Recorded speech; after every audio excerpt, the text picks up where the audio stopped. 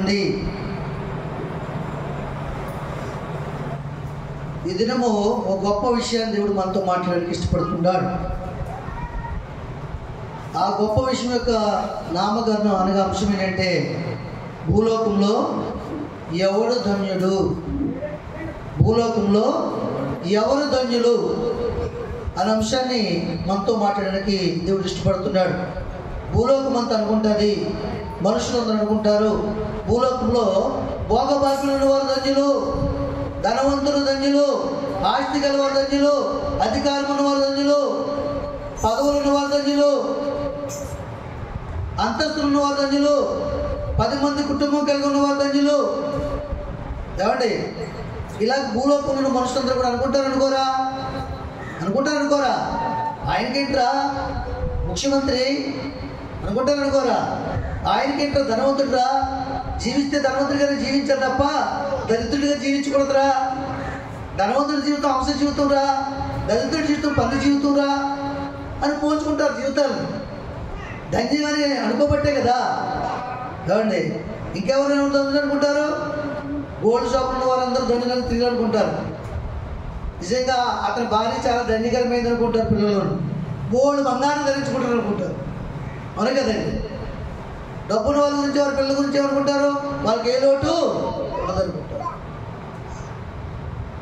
కానీ పిల్లరా, దేవుని వాక్యం చెప్తుంది భూలోకంలో ఎవరు ధన్యులంటే దేవుని విశ్వాసించిన వారు ధన్యులు, దేవుని నమ్ముకున్న వారు ధన్యులు, దేవుని సహాయుడిగా ఉన్నటువంటి వారు ధన్యులు, దేవుని భయభక్తులు కలిగిన వారు ధన్యులు, దేవుని ఎడల నమ్మకం కలిగిన వారు ధన్యులు,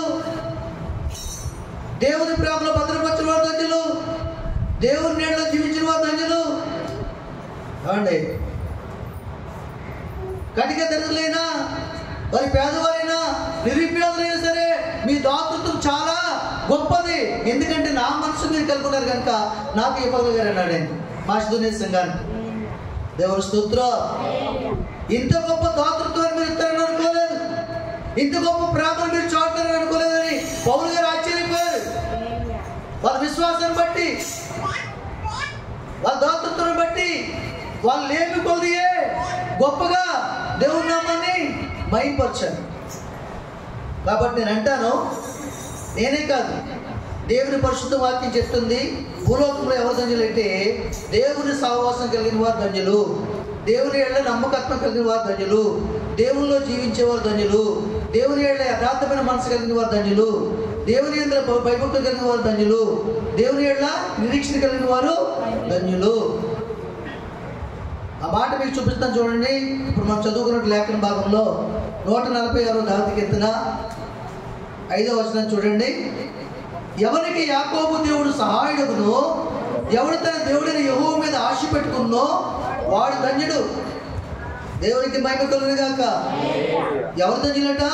ఎవరికి యాకోబు దేవుడు సహాయుడును. భూమి మీద ఏ మానవుడైనా జీవించగలుగుతుందంటే ఆయన సహాయంతోనే. మరి ముఖ్యంగా దేవుని నమ్మని బిడ్డలు విశ్వాసం జీవించగలుగుతున్నారు. వారి బ్రతుకులో వివాహం చేయగలుగుతున్నారు, ఒక గృహాన్ని కట్టగలిగారు, ఒక కుమారుని పెంచగలిగారు, ఒక భర్తని చేయగలిగారు, ఒకరి సహాయం చేయగలిగారు, ఒకరికి ఏదైనా ఇవ్వగలిగారు, ఒకరిలో ఏదైనా ఒక మేలుకరమైన మార్గం చూపించగలిగారు, ఒక కుటుంబం కలిగి ఉన్నారు, అన్నదమ్ములు కలిగి ఉన్నారు, విశ్వాస జీవితం కొనసాగుతున్నారు, యథార్థమైన భక్తి చేస్తున్నారు, నీతిని కలిగి జీవిస్తున్నారు. ఏదైనా ఈ భూమి మీద ఇలాగ మనం చేయగలుగుతున్నామంటే కేవలం దేవుని సహాయం. దేవునికి మహిమ కలుగును గాక. ఆయన సహాయం లేదు ఏ వ్యక్తి అభివృద్ధి చెందడు. ఆయన సహాయం మనకు కావాలి. ఆయన సహాయం ఎలాంటిదంటే మనుషులు చేసే సహాయం అనేది కాదు. మనుషులు సహాయం చేస్తారనుకోండి, ఏం చేస్తారు చెప్పండి? తిరిగి చెల్లించకపోతే ప్రపంచమంతా చాటుతారు, మన ఉలువుని తెస్తారు. సహాయం చేసినప్పుడు కొంతమంది అప్పుగా కొడిస్తారు మనుషులు. ఆపదలు ఉన్నప్పుడు దాని సహాయం అంటారా, అప్పు అంటారా? వాళ్ళు చెప్పుకునేది ఎలా చెప్పుకుంటారు?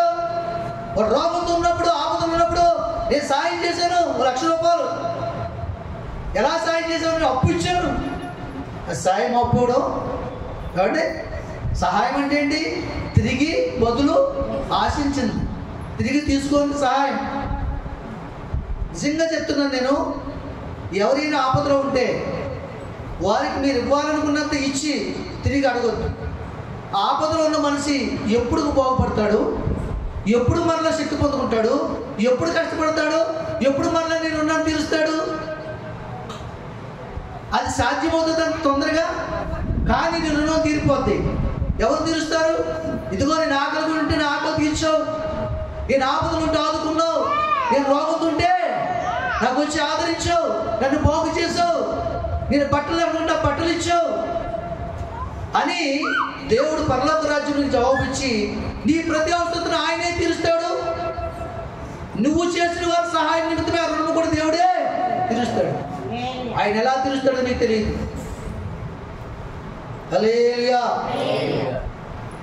ఎవరైనా వచ్చి సహాయం చేస్తే బాగున్నాను, ఈ ఆపదలో ఉన్నాను, ఈ అక్కర్లో ఉన్నాను, ఈ రోగంతో బాధపడుతున్న సమస్యను బట్టి పీడిస్తుంది, నా కుటుంబాన్ని వేధిస్తుంది, నా పిల్లల యొక్క నోటి దగ్గర తిండిని కూడా ఇది లాగేస్తుంది అని వేదన ఉన్నప్పుడు ఎవ్వరు సహాయం కూడా అక్కర్లేక ఆయన నీకు సహాయం చేసి నిలబెడతాడు, నీ కుటుంబాన్ని కడతాడు. దేవుని స్తోత్రం. హల్లెలూయా. యాకోబుకి ఎవరు సహాయం అయ్యారు చెప్పండి? కట్టుబట్టలతో తల్లి ఆజ్ఞ మేరకు తన మామైనటువంటి లాభం దగ్గర ప్రయాణం చేసినప్పుడు, ఆ రాత్రి ప్రయాణం చేసినప్పుడు, ఆ చీకట్లో ప్రయాణం చేసినప్పుడు ఎవరు సహాయం అయ్యారు? దేవుడే.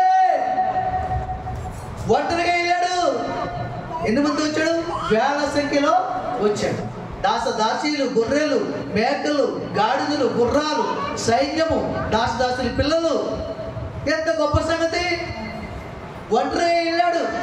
ఇద్దరు భార్యలు కలిగి, సంతానం కలిగి, గొర్రె మేకలు కలిగి, మందలు కలిగి, ఐశ్వర్యం కలిగి, మళ్ళా దేవుని ఆజ్ఞ మేరకు ఒంటరిగా వెళ్ళినప్పుడు దేవుడు వాగ్దానం చేశాడు, యాకోబు నువ్వు బాధపడకు, నీ పరిస్థితి మారిపోయింది. చీకట్లో నడుస్తున్న బాధపడకు, ఇక్కడ ఒక ఆశ్రయం లేదని బాధపడకు. నువ్వు తీసుకుని ఒక రాయిని తీసుకుని తలగడగా వేసుకుని తల కింద వేసుకుని పడుకున్నావే, అదే నేనే ఆ రాయి అనేటువంటి సహాయం నేనే అన్నాడు ఆయన. అప్పుడు చెప్పాడు ఆయన, యాకోబు ఇదిగో నువ్వు ఎలాగైతే ఒంటరిగా ప్రయాణం చేస్తున్నావో అలాగే మరలా నిన్ను నీ స్వజనులు ఎందుకు, నువ్వు భయపడు వారు ఎందుకు, నేను తీసుకొచ్చి సమాధానంతో నింపుతాను, త్వరగా మరలా నిన్ను నీ స్వజనులు ఎందుకు చేరుస్తాను. అదే వాగ్దానం కువైట్ ఇళ్ళకి, మస్కట్ ఇళ్ళకి పాస్టర్ గారు మాట చెప్పి ప్రార్థన చేసి పంపిస్తారు. దేవుని స్తోత్రం. ఆ వాగ్దానం వారి మన్న వారి బిడ్డల దగ్గరికి, వారి భర్త దగ్గరికి, వారి కుటుంబం తీర్చుతుంది. ఇప్పుడు చెప్పండి ప్రియులారా, ఎవరి సహాయం గొప్పది? దేవుని సహాయము గొప్పది. అది బదులు ఆశించదు, తిరిగి తీర్చమందు. నువ్వు కృతజ్ఞత కలిగి ఉంటే చాలు, ఆయన సాక్షిగా జీవిస్తే చాలు, చేసిన మేలు మర్చిపోకుండా జీవిత కాలం కూడా విశ్వాసంతో జీవిస్తే చాలు. దానికి నువ్వేమి కూడా 500 పెట్టేది కొనక్కర్లేదు, 1000 రూపాయలు పెట్టి ఏముకుని తీసుకురాకూడదు. కనుక ఎవరికి యాకోబు దేవుడు సహాయుడవునో, ఎవడు తన దేవుడైన యెహోవా మీద ఆశ పెట్టుకున్నా వాడు ధన్యుడు. హల్లెలూయా. యాకోబు దేవుడు ఎవరు? అబ్రహాము దేవుడు ఎవరు? ఇస్సాకు దేవుడు ఎవరు? నువ్వు నేను సేవిస్తూ ఆరాధిస్తున్న ప్రభు అయిన క్రీస్తు. యెహోవా తండ్రి యొక్క స్వారూప్యము, యెహోవా దేవుని యొక్క రూపము, ఆయన వాక్కు మన మధ్యకు వచ్చి మనల్ని దర్శించి మనల్ని ముట్టుకుని కౌగులించుకుని స్వస్థపరిచి మన గాయములు కట్టి మనందరి పాపం కొరకు మరణించి రెండవ దినాన సమాధిలో ఉంచబడి మూడవ దినాన పునరుత్థానంలో ఆదివారం నాడు లేచి మరణాన్ని చేయించి మరణమాన్ని ముళ్ళని ప్రశ్నించి మనందరికీ సజీవ రాజ్య వారసులకు తీర్చిదిద్దింది. ఆ ప్రేమే దేవుని యొక్క స్వారూప్యం. దేవునికి మహిమ కలుగును. హల్లెలూయా. కనుక మనుషుల సహాయం చేద్దాము. రాజులను నమ్ముకొనకుడి, రాజుల చేతనైనను మనుషుల చేతనైనను రక్షణ కలగదు అని చెప్తున్నాడు ఆయన. అంటున్నాడు లేదా పైన, రాజుల చేతనైనను నరుల చేతనైనను రక్షణ కలగదు, వారిని నమ్ముకొనకుడి, వారి ప్రాణం వెడలిపోవును, వారి మంటి పలుకుదు, వారి సంకల్పములు నాడే నశించును. ఎవరికి యాకోబు దేవుడు సహాయకుడు, ఎవరు తన దేవుడైన యెహోవా మీద ఆశ పెట్టుకున్నో వాడు ధన్యుడు. హల్లెలూయా. ఆపదలో ఉన్నావా? నువ్వు నమ్మిన దేవుని వైపు చేతులకి మనసు ఇచ్చి ప్రార్థన చేయగలవు. ఆదుకునే దేవుడైనా, ఆపత్కాలం ముందు ఉత్తరమిచ్చే దేవుడు, ఆపదలు ఆదుకునే దేవుడు, ఆదరించే దేవుడు, హక్కుని చేర్చుకునే దేవుడు. చూడండి ప్రియులారా, ఈ ప్రపంచం అంతటికి కూడా అసహించుకునే వ్యక్తి ఒక ఆయన ఉన్నాడు బైబిల్లో. ఆయనే కుష్ఠరోగి. కాబట్టి చాలా సమాజం మధ్యకి యేసు ప్రభు వారు వెళ్ళారు. అక్కడ చాలామంది ఐశ్వర్యవంతులు ఉన్నారు, గొప్పవారు ఉన్నారు, ధనవంతులు ఉన్నారు, పదవులను వారు ఉన్నారు, భోగభాగ్యులను వారు ఉన్నారు. కాబట్టి ఖరీదైన వస్త్రంలో వెండి బంగారం ధరించుకున్న వారు ఉన్నారు. అందరూ అనేకమైన అవసరాల కొరకు వచ్చారు. ఎవరి పనులు వారు భక్తి చేస్తున్నారు, ఎవరికి వారు ఉంటున్నారు. కానీ అతనికి మాత్రం స్థలం సిద్ధపరిచారు. ఆ స్థలం దూరంగా వెళ్ళి ఆ కొండ మూలన ఆ రాళ్ళ మధ్యన ఉండాలి. మా మధ్య రావడానికి వీల్లేదు. ఎందుకంటే ఆ దినాల్లో కుష్ఠరోగానికి మందు లేదు. ఇప్పుడైతే మందు వచ్చింది. కుష్ఠరోగానికి మందు వచ్చింది, క్యాన్సర్కి మందు వచ్చింది, టీబీకి మందు వచ్చింది, సర్వ రోగానికి మందులు ఇప్పుడు దేవుడు ఇచ్చాడు మనకి. అప్పుడు మందులు లేవు. కుష్ఠంతో చనిపోవడం తప్ప మరొక దారి లేదు. బాగుపడమన్నది అసాధ్యం. కుష్ఠరోగం అంటే భయంకరమైన వ్యాధి. ఆ దినాల్లో కుష్ఠరోగం మనుషుల మధ్య రాయించేవారు కాదు. అందరూ తినిచ్చేవారు కాదు. అందరూ ఉండొచ్చేవారు కాదు. సపరేట్గా ఉండాలి. జనాలకు దూరంగా ఉండాలి, గ్రామాలకు దూరంగా ఉండాలి, ఫంక్షన్కు దూరంగా ఉండాలి. ఏదైనా చూడండి, ఒక అడుక్కునేవనుకో ఒక కుక్కకు పడేసినట్టుగా ఒక ఆకులు వేసుకెళ్ళి అతని దగ్గర భోజనము అక్కడ పెడితే అప్పుడు తినాలి, లేకపోతే అలాంటి పరిస్థితి. బంధువులు ఇంటికి రానిచ్చేవారు కాదు. మాకు చిన్న బిడ్డలు ఉన్నారు, వాళ్ళకి కుష్ఠరోగం వస్తుంది, కారణం ఏంటంటే అంటువ్యాధి. మా దగ్గరికి రావద్దు, అన్నదమ్ములు రావద్దని వారు, అక్కచెల్లెలు రావద్దని వారు, బంధువులు రావద్దని వారు. ఎవ్వరు కూడా కనీసం అతను ఏదైనా ఆకులు అడిగితే కొంచెం జాన దూరం నుంచి అతని చేతులు పడేసేవారు, ఎక్కడ అంటుకుంటుందేమని. అలాంటి పరిస్థితి కలిగి ఉన్నాడు. ఆయన గోల్ ఏంటో తెలుసా? ఇంతమంది ధనవంతులున్నా ఈ ప్రాంగణంలో, ఈ కొండ మీద ఇంతమంది జ్ఞానవంతులున్నా, అధికారులున్నా, గొప్పవారున్నా, వీళ్ళందరికంటే గొప్పవాడు ఆయన ఇక్కడ రాబోతున్నాడు. ఆయన నన్ను గుర్తు స్వతపరచు గొప్ప దేవుడు. ఆయన ప్రేమ గురించి నేను విన్నాను. ఆయన ఒకటే కార్యము చేయగలని మనసులో తలంచుకుని వీళ్ళందరూ హేళన చేసిన, అవమానించిన ఆ మూలన ఇలాగ ముడుచు పట్టుకుని ఇలా కూర్చున్నాడు. ఆయన ఇలాగే కూర్చున్నాడు. యేసు ప్రభు వారు ఆ కొండ ఎక్కుతుండగానే, ఆ సమాజం మధ్యకి వస్తుండగానే ఆయన దృష్టి ఎవరి మీద పడిందంటే వెలివేయబడినటువంటి కుష్ఠరోగి మీద పడింది. దేవునికి మహిమ కలుగుతుంది. చిన్నగా ఆయన మీద పడింది ఆయన దృష్టి. ఎవరు ఎందుకు వెళ్ళలేదైనా, ఉపవాసం ఉన్న వారి దగ్గరికి వెళ్ళలేదు, 5-6 దినాల ముందు వచ్చే వేస్తూ చూస్తున్న వారి దగ్గరికి వెళ్ళలేదు, ధనవంతుల దగ్గరికి వెళ్ళలేదు, ఏమండి పదవులను వారి దగ్గరికి వెళ్ళలేదు. ఎవరి దగ్గరికి వెళ్ళాడైనా? జనులందరూ అసహించుకున్నటువంటి, సమాజం చేత వెలివేయబడినటువంటి, తీరని రోగం కలుగున్నటువంటి, నాకు ఒక నాదుడు లేడు, నాకు ఒక బంధువుడు లేడు, నాకు ఒక అన్నదమ్ములు లేరు, ప్రేమ లేదు, నా బ్రతుకు ఇంతే, నన్ను కుమిలిపోతున్నటువంటి కుష్టి వ్యాధి గలవని యొద్దకి వెళ్ళాడు. హల్లెలూయా. ఎందుకంటే ఆ కుష్టి వ్యాధి కలిగిన వాడు అనుకుంటున్నాడు ఆయనే నాకు సహాయం చేయవాడు, ఆయనే నన్ను ముట్టుబడిన సామర్థ్యము శక్తి కలిగి ఉన్నవాడు, ఆయనే నన్ను బాగు చేయవాడు, ఈ పరిస్థితిని మార్చేవాడు. ఆయనే తలంచుకున్న స్థలానికి వెళ్ళాడు.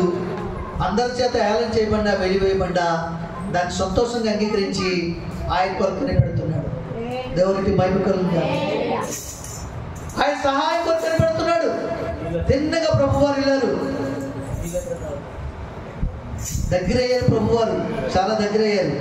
3 feet 3 అడుగుల దూరంలో ఉన్నారు ప్రభువారు. దూరంలో అని అంటున్నాడు, ప్రభువా నా దగ్గర రావద్దు ప్రభువా, నేను కుష్ఠరోగిని ప్రభువా, నన్ను ముట్టుకొద్దు ప్రభువా, వద్దు ప్రభువా, వద్దు ప్రభుని భయపడుతూ లోపలికి వెళ్ళిపోతున్నాడు. ఏంటి దూరం అయిపోతున్నాడు ప్రభుకి. ప్రభు అన్నాడు, నా కుమారుడా, నీకోసమే కదా నేను ఈ భూలోకానికి వచ్చాను, నీలాంటి వారి కొరకే నేను ఈ లోకానికి వచ్చాను, నువ్వు నాకు కావాలి.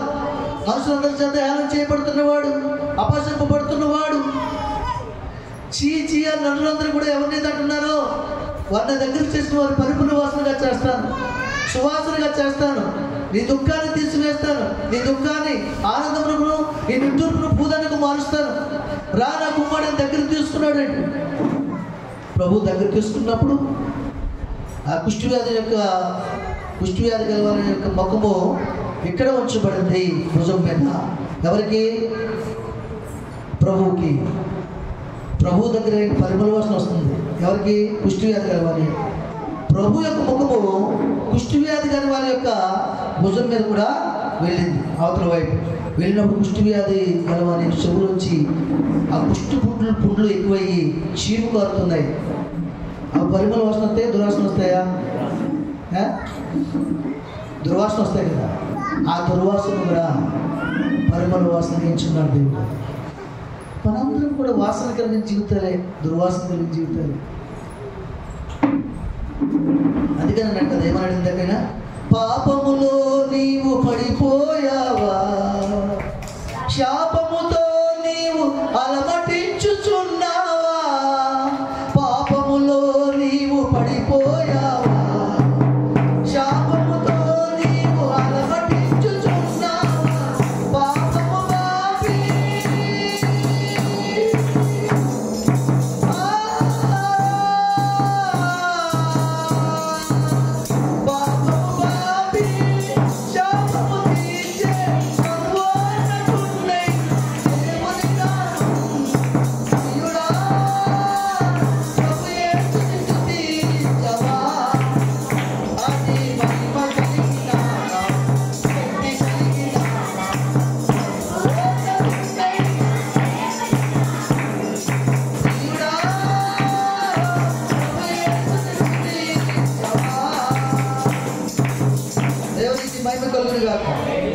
యేసు ప్రభు వారి యొక్క తల ముఖము కూడా ఆ కుష్ఠవ్యాధి యొక్క నాడి కాలుతున్న చెవి దగ్గర ఉంచబడింది. అయినను సరే నా ప్రభు కౌగులించుకున్నాడు. ఆయన కౌగులించుకోగానే, ఆయన తాకగానే ఆ కుష్ఠవ్యాధి గలవారి యొక్క దేహము పసి పిల్లవారి దేహము వలె తేజస్సుతో నింపబడి చెప్పలు దేవుని భయపరచండి.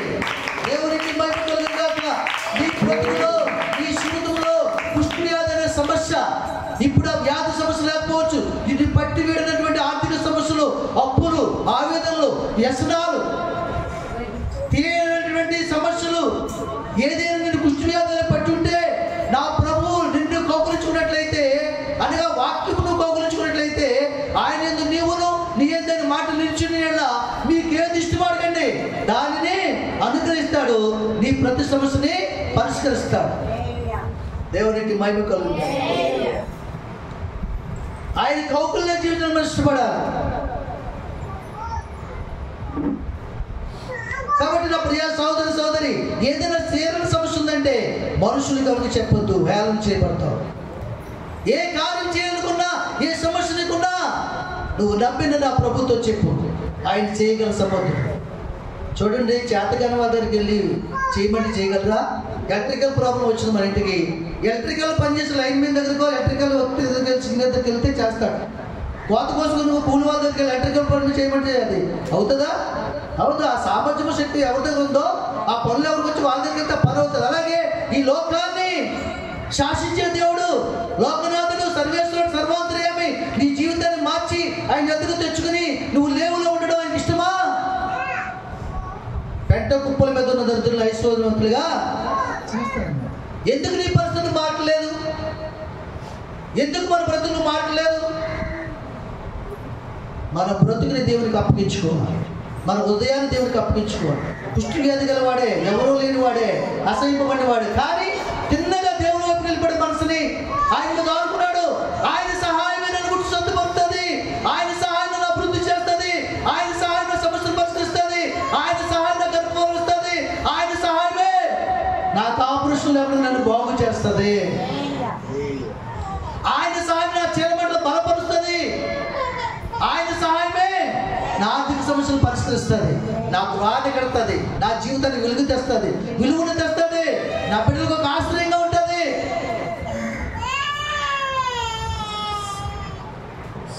అని నువ్వు నమ్మి ఆనుకునే ఎవరికి యాకోబు దేవుడు సహాయకుడు, ఎవడు తన దేవుడిని యెహోవా మీద ఆశ పెట్టుకోవాలి. తండ్రి ఉదయకాల సమయంలో డ్యూటీకి వెళ్తుంటే ఆయన పుట్టిన బిడ్డలు చిన్నవారు అయినప్పుడు కూడా 3 ఏళ్ళు, 4 ఏళ్ళు, 5 ఏళ్ళు, 6 ఏళ్ళు ఇంటర్మీడియట్ డిగ్రీ చదివిన పిల్లల వరకు కూడా వాళ్ళ ఆశ తెలుసా? మా డాడీ డ్యూటీకి వెళ్తారు,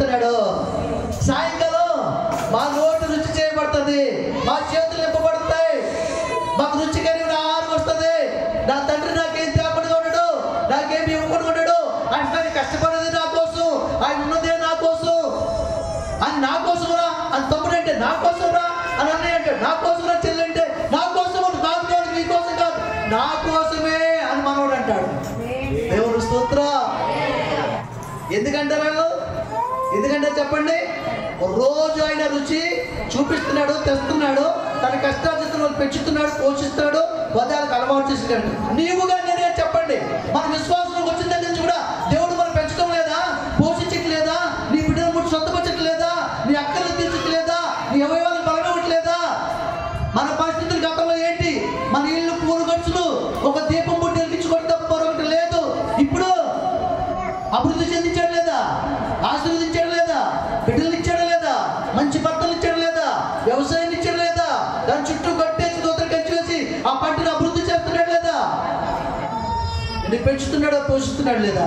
మరి ఇప్పుడు నీకే నమ్మకం కలిగి ఉండాలి, ఇప్పుడు నీవు విశ్వాసం కలిగి ఉండాలి. నా తండ్రి నన్ను పోషిస్తాడు, నా తండ్రి నాకు సహాయకుడు అన్నటువంటి విశ్వాసం మనం కలిగి ఉండాలి.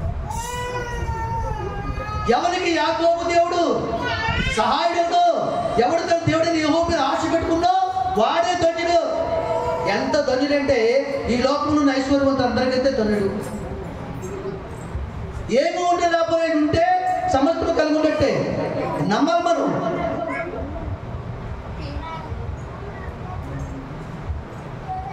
సమస్తము కలిగి ఉన్నట్టే. గాలి ఎక్కడి నుంచి వస్తుంది?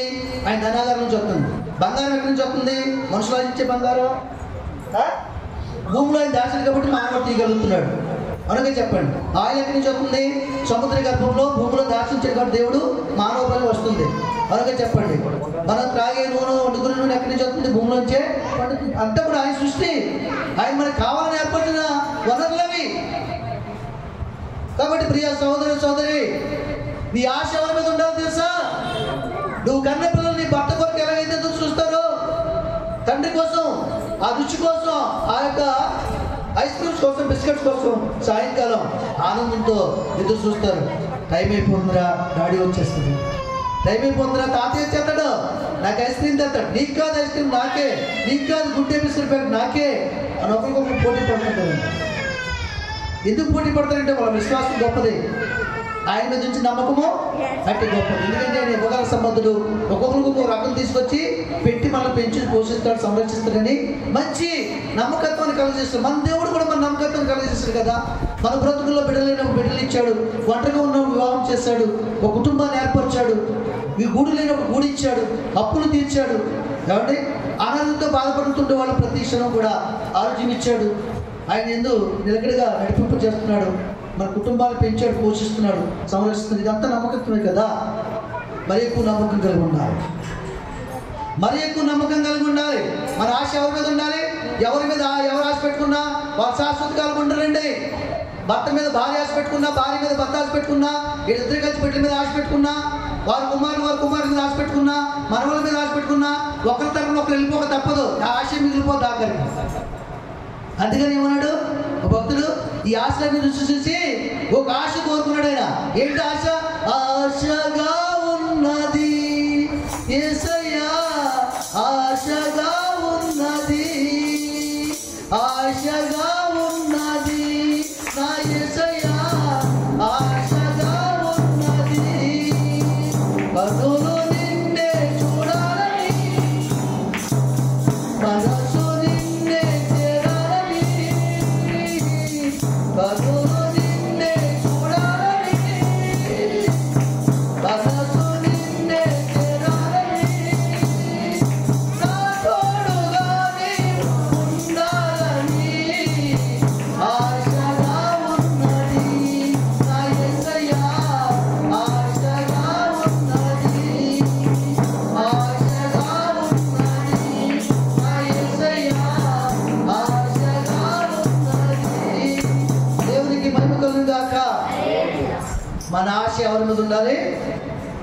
మన దేవుడు అయినటువంటి ప్రభు అయిన క్రీస్తు మీద మన ఆశ ఉండాలి. ఏదైనా కానీ నీ ఆశ తీర్చుడైంది. ఎంత ప్రేమించిన భర్త అయినా ఇప్పుడు చాలా టైట్గా ఉంది, నా ఆర్థిక పరిస్థితి తెలియదు, ఇంకో క్రిస్మస్ గారు కొంటాను 5,000 రూపాయలు చేస్తాను, ఇప్పుడు మాత్రం అడుగు ఎట్లంట. అప్పుడు ఏం చేస్తాం? అంతేలే, మళ్ళీ క్రిస్మస్ ఏదో చెప్తాం, అందుకు సంబంధించుకుంటాం. కానీ దేవుడు అలా కాదు. నీకేమి కావాలంటే అది ఇవ్వగల సామర్థ్యము, శక్తి కలిగి. నీకు ఏది కావాలన్నా మొట్టమొదటి నీ భర్తను కదా అడగటం. నిజంగా నీకు ఏది కావాలనుకున్నా ముందు నీ దేవుడిని అడగాలి. అప్పుడు నీ దేవుడు నీ భర్తకి ఆ స్తోమతని కలిగిస్తాడు, నీ ఆశను తీరుస్తాడు, ఆయన చేతులు నింపుతాడు. నువ్వు అడగలేదనుకో ఆయన సమస్యలో ఉంటుంది, నీకు ఆశ తీర్చలేదు. మనకే చెప్పండి. కాబట్టి ఎవరు అడగాలి ముందు? మనం స్త్రీకి తన బిడ్డలకు ఏది కావాలన్నా ముందుగా దేవుడిని అడగాలి. తన భర్తకు ఉద్యోగం కావాలని దేవుడిని అడగాలి, మంచి ఆరోగ్యం కావాలని దేవుడిని అడగాలి. అప్పుడు ఆయన ఆ భర్తను యజమాని బలపరిచి ప్రమోషన్ ఇచ్చి జీతం పెంపొలుస్తాడు, ఆ స్తోమతను కలగజేస్తాడు, నీ చేతులు నింపుతాడు. ఎంతమంది దీన్ని కష్టార్జితం ఉపయోగించుకోగలుగుతున్నారు? వ్యర్థంగా పాటు చేసుకుంటున్నారు. నీ చేతుల కష్టార్జితం నిత్యంగా నేను ఆశీర్వదిస్తాను, అది నువ్వు అనుభవిస్తావు, నువ్వు ధన్యువు. నీ లోపల నీ భార్య ఫలించిన ద్రాక్ష వల్ల ఉంటుంది, నీ పిల్లలు నీ భోజనం బాగా చుట్టూ ఒలేవో మొక్కలు వలె ఉంటారు. యెహోవా యందు భయభక్తులు కలిగిన వాడు ఇలాగ ఆశీర్వదింపబడును, యెహోవాను నమ్ముకున్న వాడు ఇలాగ ఆశీర్వదింపబడును, యెహోవా యందు విశ్వాసించేవాడు ఇలాగ ఆశీర్వదింపబడును. కథలకు నిత్యము నిలుచు సీయోను కొండ వలె. అబ్రహాము ఒంటరిగా బయలుదేరి బట్టలు పట్టుకుని భార్యను తీసుకుని ఆయన మీద ఆశ పెట్టుకున్నాడు, ఆయన మాటను నమ్మాడు, ఆయన మాట మీద ఆశ పెట్టుకున్నాడు. ఎంత గొప్ప ఐశ్వర్యవంతం చేశాడు. లోగడ బొమ్మలమ్మి ఆస్తి పండు కంటే 90 రెట్లు 100 రెట్లు 1000 రెట్లు ఆస్తి పండు చేశాడు. అబ్రహాము ఆస్తిని చూసి అసూయపడ్డారు చాలా మంది. దేవునికి మహిమ కలుగును. ఇస్సాకుని దేవుడు అభివృద్ధి చేయలేదా? యాకోబుని అభివృద్ధి చేయలేదా? ఒంటరి వాడు అన్నదమ్ముల చేత వెలివేయబడ్డాడండి. తండ్రి ప్రేమకు నోచుకోక అన్నదమ్ముల చేత కపట మనసుతోటి వాళ్ళు ఆలోచన చేసి ఏనుగులు గొయ్యలు చేసి తీసి మళ్ళీ పోతీఫర్ కప్పేస్తే యోసేపు ఒంటరి వాడు పొరుగు దేశంలో ఆ రాజ్యానికి అధిపతి చేశాడు దేవుడు. ఆయనకు అసాధ్యమైనది ఏమైనా ఉందా? లేదు ప్రియులారా, నీ విశ్వాసం గొప్పది అంట. యోసేపు విశ్వాసం చాలా గొప్పది. కీడుకు ప్రతి కీడు చేసే విశ్వాసం కదా అయింది. కీడును ఓర్చుకుని మేలు చేసే విశ్వాసం. అన్నదమ్ములు ఏం చేశాడు? బుద్ధి చేసేది లేదా? కౌగులించుకున్నాడా లేదా? వాళ్ళు చూసి ఏడ్చాడా లేదా? అట్టి మనసుని దేవుడికి కలచేది. దేవునికి మహిమ కలుగుగా. నేను చెప్తున్నాను ప్రియులారా, దేవుని వాక్యం చెప్తుంది, నీ ఆశ ఏదైనా సరే ఎనీబడి, నీ బిల్డింగ్ కావాలా దేవుడు ఇస్తాడు, నీ విశ్వాసం గొప్పదేండి. నీ పిల్లలకు ఉద్యోగం కావాలా దేవుడు ఇస్తాడు, నీ విశ్వాసం గొప్పదేండి. ఆయన మీద ఆశ పెట్టుకోవాలి, ఆయన సహాయం కొరకు ఎదురు చూడాలి, రంగరాల్చాలి, కన్నీరు కాల్చాలి. రేయి మొదలు నీ బిడ్డల కొరకు చేతులెత్తి కన్నీరు కాల్చి ప్రార్థన చేయాలి, విజ్ఞాపన ప్రార్థన చేయాలి, రోదన చేయాలి.